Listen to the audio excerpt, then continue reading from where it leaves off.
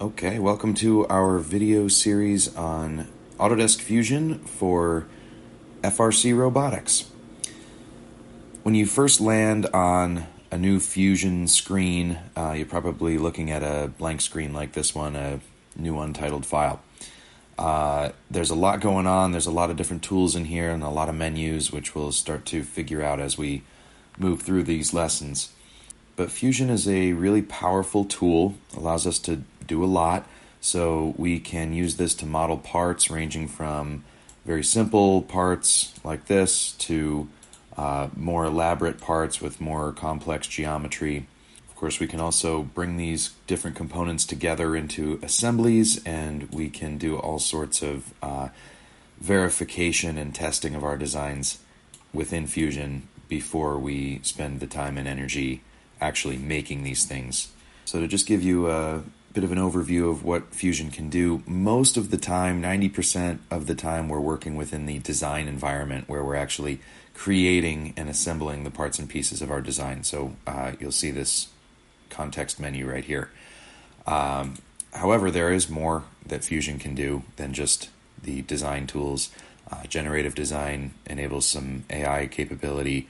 The render environment allows us to create really nice looking renderings of our designs, which are super useful in outreach and training contexts. These are great for the kinds of things that we would put on display or use for presenting our work to potential sponsors, to other teams.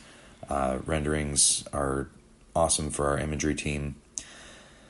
The animation environment allows us to create exploded views of our subassemblies, which are super useful for the mechanical crew who's actually putting things together. So these become part of our drawing set, but also they are useful for explaining designs and how things go together. The simulation environment allows us to put simulated forces on the parts to see how they would respond. So if we want to test a part and see how it would withstand an impact or a static load, we can apply those forces and we can get an idea before building the part, testing it, and breaking it.